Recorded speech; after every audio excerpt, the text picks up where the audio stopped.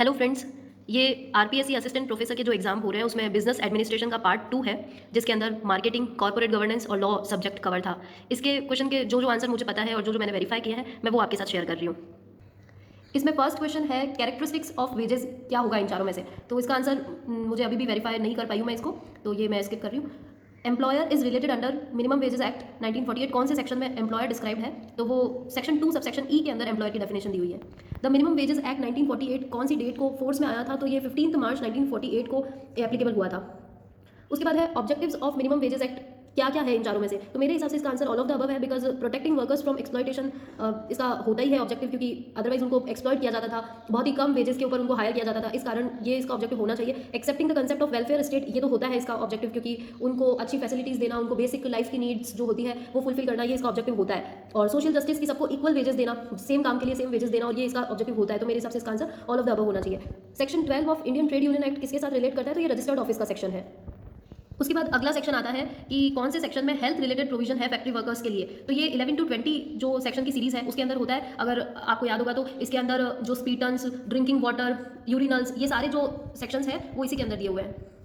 उसके बाद है which one of the following is considered as factory. तो फैक्ट्रीज एक्ट 1948 के हिसाब से जो फैक्ट्री होती है ना, वो प्लेस होता है जहाँ पे यूजुअली मैन्युफैक्चरिंग एक्टिविटी कैरी होती है या फिर हो रही हो at any time during the previous year, है ना। एक दिन भी अगर वो एक्टिविटी हो रही थी तो वो प्लेस फैक्ट्री हो जाता है अगर मैन्युफैक्चरिंग एक्टिविटी हो रही हो। तो यहाँ पे सिनेमा हॉल, प्लांटेशन और किचन, ये मैन्युफैक्चरिंग एक्टिविटी में नहीं आता है। जो ग्राउंड नट पीलिंग प्रोसेस है ना, ये मैन्युफैक्चरिंग प्रोसेस उसमें आता है, मैन्युफैक्चरिंग प्रोसेस में। उसके बाद अगला क्वेश्चन आता है from the below mentioned option which of the following is not mentioned under the welfare provision of the factories act. तो इसका जो होता है वो इस तरह का कुछ शॉर्टकट होता है, WWFFF ऐसा W, है ना। तो इसके अंदर वॉशिंग, ये वेलफेयर फैसिलिटीज़ ये सब आती है इसमें। तो इसी एक जैसे यहाँ पे वेलफेयर ऑफिसर होता है, तो इसमें ये जो वेलफेयर फैसिलिटीज़ है और ये वॉशिंग फैसिलिटीज़ आती है, फर्स्ट एड अप्लायंस आता है और कैंटीन्स भी आती है। इसमें केवल वेंटिलेशन ही है जो इसके अंदर कवर नहीं होता है। उसके बाद है as per the payment of wages act 1936 in a railway factory or industrial or other establishment upon or in which less than 1000 person are employed wages shall be paid before expiry of the. तो इसका जो answer है वो 7th day of the month होगा, क्योंकि जब यहाँ पे अगर लेस देन की जगह मोर देन 1000 पर्सन होता ना तो इसका आंसर 10th डे हो जाता, लेकिन ये लेस देन बोल रहा है तो इसका answer 7th day of the month होगा। फिर है which section of industrial disputes act 1947 deals with illegal strikes and lockout. तो ये जो सेक्शन होगा ये सेक्शन 24 एंड 25 है, क्योंकि इस सेक्शन के अंदर ये लिखा हुआ है कि जो चीज़ें इन कॉन्ट्रावेंशन टू 22 एंड 23 होगा वो इलीगल लॉकआउट्स और इलीगल स्ट्राइक मानी जाएगी। ये लिखा हुआ किसमें? ये 24 और 25 में लिखा हुआ है। ऑल्दो ये जो 26 और 27 है ना, ये भी इसके इलीगल स्ट्राइक और लॉकआउट की पनिशमेंट से रिलेटेड है, बट हमको स्पेसिफिकली यही पूछा था कि कौन से सेक्शन इलीगल स्ट्राइक और लॉकआउट से डील करते हैं। तो इसका आंसर ऑप्शन 1 होगा, सेक्शन 24 एंड 25, ठीक है। फिर है कि इनमें से कौन सी वो स्ट्राइक है जिसमें विदाउट एनी प्रायर नोटिस। तो इसका मतलब मैं कंफर्म नहीं हूँ, लेकिन इसका आंसर शायद वाइल्ड कैट स्ट्राइक है, बिकॉज इसमें कंसेंट नहीं होती है सामने वाले एम्प्लॉयर की, मतलब तो मेरे हिसाब से इसमें नोटिस भी नहीं होता होगा, तो इसका आंसर वाइल्ड कैट स्ट्राइक होना चाहिए। उसके बाद है causes of lay off includes. तो ले ऑफ का जो मतलब होता है वो होता है कि जब employer due to shortage of raw material या due to breakdown of machinery, ये सब रीजंस की वजह से ना एम्प्लॉय को कुछ दिन के लिए छुट्टी पे दे देता है। जैसे कि मान लो सेम डे पे कह देगा कि आज मटेरियल नहीं है तो तुम सब चले जाओ, और ऐसे। तो within 2 hours of coming of employ अगर वो उसको एम्प्लॉयमेंट नहीं दे पाता है ना तो उसको ले ऑफ बोलते हैं, है ना। तो यहाँ पे स्टॉक अक्यूमुलेशन इसका एक रीजन हो सकता है कि बहुत सारा स्टॉक बना दिया है तो अब उसको अभी फिलहाल काम करवाना नहीं है अपने वर्कर से, तो ये ले ऑफ का रीजन हो सकता है। शॉर्टेज ऑफ कोल, जैसा कि मैंने बोला कि रॉ मटेरियल होता है एक तरह से, तो रॉ मटेरियल का शॉर्टेज इसका रीजन होता है। ब्रेकेज ऑफ मशीन्स अचानक से कुछ गड़बड़ हो गई, खराब हो गई, तो फिर उससे बोल दिया कि चलो भाई छुट्टी पे जाओ, तो वो चीज़ जो होती है उसको ले ऑफ बोलते हैं। तो इसका answer all of the above हो जाएगा। फिर है कि what is the maximum term of office of member of state commission. तो ये स्टेट कमीशन का पूछ रहा है, तो इसका 5 ईयर्स और till the age of 67 years, whichever is earlier हो जाएगा, क्योंकि डिस्ट्रिक्ट वाले का होता है 5 ईयर्स और 65 और नेशनल वाले का होता है 5 ईयर्स और 70 ईयर्स, तो इसका हो जाएगा 5 ईयर और 67 years, whichever is earlier. फिर है विच of the following statement is incorrect for retrenchment. तो रिट्रेंचमेंट का मतलब क्या होता है? जो अदर देन VIPSN, इसको मैंने ऐसे ही याद किया था, वेरी इंपॉर्टेंट, सरोजनी नायडू, जो है ना। तो इसके अलावा जो चीज़ें होती है वो होता है रिट्रेंचमेंट। तो इसमें यहाँ पे वैसे तो इसमें इसकी जरूरत भी नहीं थी, बिकॉज ये जो स्टेटमेंट है इसमें क्लियरली दिख रहा है कि ये पहला स्टेटमेंट बोला है job remains in case of retrenchment. तो जॉब नहीं रहती है। रिट्रेंचमेंट का मतलब ये है कि उसको एम्प्लॉय को सेपरेट कर देते हैं एम्प्लॉयर से, मतलब हटा देते हैं, है ना। तो ये इसका इनकरेक्ट हो जाएगा। फिर उसके बाद है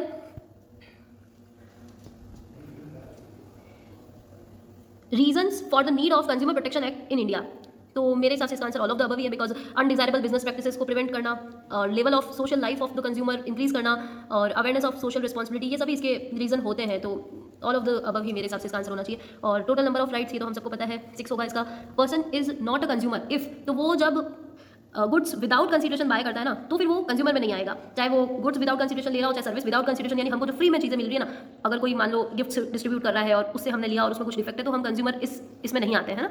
बाकी तीनों तो आते हैं, हायर और avails of any service for consideration आता है, जो यूजेज ऑफ द गुड्स, तो ये यहाँ पे यूज़र होना चाहिए, माल का उपभोग करता है तो ये आता है, और इस बेनिफिशियरी ऑफ सर्विस तो भी आता है ना, क्योंकि एक तरह से कंज्यूमर हो गया ना, कंज्यूमर ऑफ गुड्स वो बेनिफिशियरी ऑफ सर्विस, तो ये तीनों तो आते हैं, तो इसका answer buys goods without consideration ही होना चाहिए। ये वाला क्वेश्चन मैं स्किप करूंगी क्योंकि मैं अभी भी इसको बिल्कुल कंफर्म नहीं कर पाई हूँ। मेरे हिसाब से इसका आंसर होलिस्टिक या सेलिंग कंसेप्ट में से ही होगा, क्योंकि ये दोनों तो बिल्कुल भी नहीं लग रहे हैं और इसका तो मीनिंग भी डिफरेंट होता है ना जो इसमें दे रखा है उस हिसाब से। फिर है कि विच of the following will not be included in the social environment of business, तो इसमें I think contribution of institutions, बाकी मैं श्योर नहीं हूँ। फिर है डेमोग्राफिक इन्वायरमेंट में मार्केटर जो होता है मस्ट बी अवेयर ऑफ किस चीज़ का, तो डेमोग्राफी जो होती है इनकम ऑफ पॉपुलेशन से रिलेटेड है, कल्चरल वैल्यू तो सोशल का हो गया, इकोनॉमिक सिस्टम अलग से ही है, कॉर्पोरेट लॉज लीगल हो गया, तो डेमोग्राफिक इन्वायरमेंट में केवल इनकम ऑफ जो ये है पॉपुलेशन केवल यही होगा, है ना। उसके बाद है अनएथिकल मार्केटिंग प्रैक्टिसेस इंक्लूड, तो ये ऑल ऑफ द अबव हो जाएगा इसका आंसर। उसके बाद है the process under which an organization tries to make the product different from the products of other organization, तो दूसरे ऑर्गेनाइजेशन से वो प्रोडक्ट डिफरेंशिएशन के थ्रू ये करता है। Which product strategy is used in maturity state of product life cycle, तो इसका आंसर है diversity, brands and item models, क्योंकि ये ऑफर प्रोडक्ट एक्सटेंशन और ये जो होता है ये तो ग्रोथ पे होता है ना, और product awareness and trial initial पे होता है और ये भी ग्रोथ पे ही होता है, तो ये जो चीज़ है diversity, brands and item models, ये इसका आंसर मेच्योरिटी स्टेज पे हो जाएगा। FMCG की फुल फॉर्म है तो वो फास्ट मूविंग कंज्यूमर गुड्स, इसका आंसर यही है। और विच one of the following is not part of convenient product, convenient product का पार्ट कौन सा नहीं है, तो स्पेशलिटी प्रोडक्ट नहीं है इसका पार्ट, ये वाला मैंने कंफर्म नहीं किया है, मैंने देखा नहीं है इसको। फिर है which one of the following is an internal factor that affect pricing decision, तो इसमें ऐसे देख करके ऐसे एथिकल वैल्यूज़ लगता है, तो मैंने भी एथिकल वैल्यूज़ ही किया था, बट इसका आंसर ये बिल्कुल भी नहीं है, क्योंकि इसने बोला इंटरनल फैक्टर, तो इसका आंसर है कॉस्ट ऑफ रिसोर्सेज, है ना। एथिकल वैल्यू एक्चुअली ऐसा कोई फैक्टर ही नहीं है इसके अंदर, ये demand of the product external होता है, प्रमोशनल एफर्ट्स भी एक्सटर्नल होते हैं, और ये जो कॉस्ट ऑफ रिसोर्सेज है ना ये इंटरनल फैक्टर होता है जो कि प्राइसिंग डिसीजन को अफेक्ट करता है, तो इसका आंसर कॉस्ट ऑफ रिसोर्सेज है। उसके बाद है when a marketer considers all the consumers of entire market to be homogeneous they plan to complete the market work for market differentiation, कौन सी स्ट्रेटजी यूज करता है, तो इसमें डिफरेंशिएटेड मार्केटिंग स्ट्रेटजी तो ये बिल्कुल भी यूज नहीं करेगा, बिकॉज इसने क्या बोला होमोजीनस, ये मान ही रहा है कि सारे होमोजीनस है तो वो क्यों डिफरेंशिएटेड पे जाएगा, है ना। और ग्रुप मार्केटिंग स्ट्रेटजी भी ये यूज नहीं करेगा। और ये जो सेंट्रलाइज मार्केटिंग स्ट्रेटजी होती है ना, इसका तो मीनिंग ही ये होता है कि जो चैनल ऑफ डिस्ट्रीब्यूशन होता है उसमें किसी एक का ज़्यादा मतलब पावर होना, वो चीज़ होती है सेंट्रलाइज डिस्ट्रीब्यूशन, उसमें उसी के थ्रू सारा काम होता है, एक ही इंसान उसमें पावरफुल होता है और ऐसे, तो इसका मेरे हिसाब से आंसर साइकोलॉजिकल मार्केटिंग स्ट्रेटजी होना चाहिए। फिर है value pricing method based on, तो ये जो वैल्यू प्राइसिंग मेथड होता है ना, इसका मतलब होता है कि प्राइस को वैल्यू कब देंगे लोग, तो जब हमारी क्वालिटी हाई होगी, ये तो कंफर्म हो गया कि हाई क्वालिटी वाला होगा, लेकिन इसमें प्राइस जो है वो भी हाई होता है, इसका मीनिंग ये है कि कब हमारा प्रोडक्ट जो है वो कि हम उसके लिए हाई प्राइस भी चार्ज करेंगे ना तो भी लोग खरीदेंगे, तो ये प्राइसिंग होती है वैल्यू प्राइसिंग मेथड, कि वो अपने प्रोडक्ट को इस लेवल का क्वालिटेटिव बनाते हैं कि वो उसके बदले में अगर कंज्यूमर जो है वो अपन उससे हाई प्राइस भी चार्ज करते हैं तो वो देता है। फिर है discount in a well manner way on performance awarded by manufacturer to trade channel member, इसका आंसर क्वांटिटी डिस्काउंट नहीं फंक्शनल डिस्काउंट होगा, क्योंकि ये जो ट्रेड चैनल मेंबर्स होते हैं ना ये सारे फंक्शनल मेंबर्स ही होते हैं, है ना। इनको जब ये क्वांटिटी डिस्काउंट तो एक तरह से हम लार्ज परचेजेस पे और ऐसे देते ही है, और इनको अच्छी परफॉर्मेंस के लिए जो दे रहे हैं तो ये फंक्शनल डिस्काउंट इसका आंसर हो जाएगा। An increase in the price of product due to added cost of selling it in different country, ये क्या होती है, तो इसका आंसर प्राइस एस्केलेशन होगा, क्योंकि एक कंट्री जैसे इंडिया के बाहर हम अमेरिका में अगर कोई गुड सेल कर रहे हैं तो यहाँ पे जैसे 50 रुपये में कोई चीज़ बेच रहे हैं तो हमको यहाँ से ट्रांसपोर्ट करने में वहाँ तक तो वो भी तो कॉस्ट ऐड होती है, ये सारे प्राइस एस्केलेशन में आते हैं। रिलेटिव मार्केट प्राइसिंग तो क्या होता है, दो मार्केट का कंपैरिजन होता है, ऐसा ही होता है मेरे हिसाब से। और रेफरेंस प्राइसिंग जो होती है वो किसी और के हिसाब से प्राइस को सेट करना, जैसे किसी को कोई और कंपनी है वो ये चार्ज कर रही है तो उस हिसाब से तो वो होती है ना, और तो इसका आंसर प्राइस एस्केलेशन ही होगा। फिर है post office selling insurance and, ये मुझे नहीं पता। फिर है which one of the following is a type of retailer, तो ये तीनों के तीनों जो है ऑल ऑफ द अबव ये तीनों ही रिटेलर में इंक्लूड होते हैं। डायरेक्ट मार्केटिंग चैनल, ये हमको पता है जीरो लेवल चैनल, जो प्रोड्यूस कर रहा है या जो प्रोडक्ट बना रहा है वही डायरेक्ट कंज्यूमर को देता है, जीरो लेवल, कोई भी बीच में इंटरमीडिएट नहीं है, तो इसका मतलब वो डायरेक्ट मार्केटिंग कर रहा है। उसके बाद which of the following can be argued as the reason for slow growth of consumer corporation stores in India, तो आई थिंक इसका answer all of the above ही है, बिकॉज ये बहुत ही जेन्युइन रीजंस लग रहे हैं, और है ना। फिर है intensive distribution strategy is suitable for which of the following, intensive distribution का मतलब क्या होता है, जितने भी पॉसिबल चैनल्स होते हैं डिस्ट्रीब्यूशन के उन सारे चैनल से उस चीज़ को डिस्ट्रीब्यूट करना, तो ये बहुत ही मतलब पॉपुलर क्वेश्चन है मार्केटिंग का, और ये सॉफ्ट ड्रिंक के लिए ऐसा करेंगे, ये न्यू ऑटोमोबाइल के लिए ऐसी स्ट्रेटजी यूज़ नहीं करते कि हर जगह से बेचना शुरू कर देंगे। सॉफ्ट ड्रिंक आपको पता है रिटेलर्स के पास भी मिलती है, होलसेलर्स के पास भी, मतलब एक तरह से जितने भी चैनल ऑफ डिस्ट्रीब्यूशन होते हैं ना उनके थ्रू इसको डिस्ट्रीब्यूट किया जाता है, तो इंटेंसिव डिस्ट्रीब्यूशन होता है इसका। फिर उसके बाद है विच of the following is not included in the main feature, ये मुझे नहीं पता। Informal conversation between friends concerning product and services, तो इसका आंसर वर्ड ऑफ माउथ होगा। डेल्फी टेक्निक जो होती है वो सेल्स फोरकास्टिंग टेक्निक होती है। इसमें वो जो एक्सपर्ट्स होते हैं वो पार्टिसिपेट करते हैं और वो ये देखते हैं कि इसको सेल्स फोरकास्ट बोलो या डिमांड फोरकास्ट बोलो, ये टेक्निक उसमें यूज़ होती है ना। वो ये फोरकास्ट करते हैं कि कितनी डिमांड होगी, कैसे होगा, और एक कॉन्शेंसस पे आ जाता है, उसको डेल्फी टेक्निक बोलते हैं। फिर है, ये नहीं कन्फर्म मुझे। उसके बाद है which one of the following is not a major mode of marketing communication mix, तो इसका market segmentation. CRM stands for customer relationship management. उसके बाद है following is the research instrument for marketing research, तो इसका answer all of the above होगा, क्योंकि ये सारे के सारे ना रिसर्च के इंस्ट्रूमेंट होते हैं। इसमें से मैच द फॉलोइंग का इसका आंसर 1 है, क्योंकि ज्योग्राफिकल बेस क्लाइमेट हो जाएगा, डेमोग्राफिक बेस एज हो जाएगा, साइकोग्राफिक बेस्ड होता है वो लाइफस्टाइल हो जाएगी, और बिहेवियरल बेस ब्रांड लॉयल्टी हो जाएगा। और ऐसा केवल इसी ऑप्शन में, ये तो नहीं पता मुझे। उसके बाद है which one of the following is an advantage of digital marketing, इसमें भी कंफर्म नहीं हूँ, ये दोनों तो डिसएडवांटेज है एक तरह से। एडवर्टाइजर्स में lose control over online messages, जबकि ऐसा नहीं होता है ना, डिसएडवांटेज तो नहीं है सॉरी, बट ऐसा नहीं होता है, उनके पास पूरा कंट्रोल होता है एडवर्टाइजर का, वो चाहे जैसे उसको कस्टमाइज करके ऐड को बनवा सकते हैं। Promotional strategies can be copied, ये भी नहीं लग रहा है ना, तो मतलब श्योर नहीं हूँ, इसका 1 और 3 में से हो सकता है। फिर है फीचर ऑफ रूरल मार्केटिंग, तो ये रूरल मार्केटिंग का feature all of the above होगा, बिकॉज रूरल मार्केटिंग बहुत ही लार्ज और स्कैटर्ड मार्केट होता है, हेट्रोजीनस मार्केट भी होता है, और जैसे कि वहाँ पे बहुत सारे फेस्टिवल्स वगैरह आते हैं तब ज़्यादा शॉपिंग करते हैं, तो सीजनल डिमांड भी होती है वहाँ पे। For social media marketing, social media platform are all of the above, सभी होते हैं ये। Which of the following statement is false, तो अब इसमें देखो ये थर्ड तो नहीं होगा, फोर्थ नहीं होगा, हमको पता है।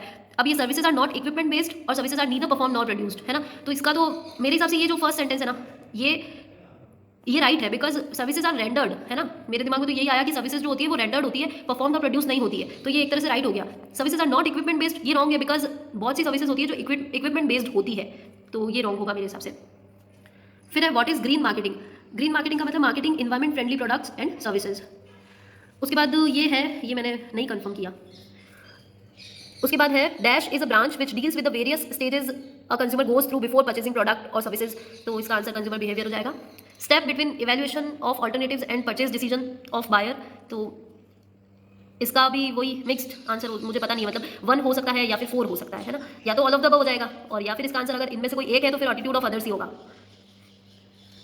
क्योंकि हम क्या करते हैं ना, ऑल्टरनेटिव्स को इवेल्युएट करते हैं, उसके बाद ही हम पूछते हैं ना कि भाई लोगों का व्यू लेते हैं कि कौन सा सही है और ऐसे, तो मेरे हिसाब से इसका आंसर 1 भी हो सकता है या फिर ऑल ऑफ द अबव हो जाएगा। Consumer behaviour is influenced by social class self concept both. According to dash theory discomfort occurs when a consumer holds conflicting thoughts about a belief, तो ये कॉग्निटिव डिसोनेंस है, क्योंकि conflicting thought इसमें और ऐसा कोई भी चीज़ नहीं है, तो वैसे भी पता चल जाता है, और नहीं तो पता भी है कॉग्निटिव डिसोनेंस क्या होता है ना। Dash is the process by which consumer select organise and interpret information, इसका आंसर परसेप्शन होता है, ये परसेप्शन की मतलब एक तरह से डेफिनेशन समझ लो।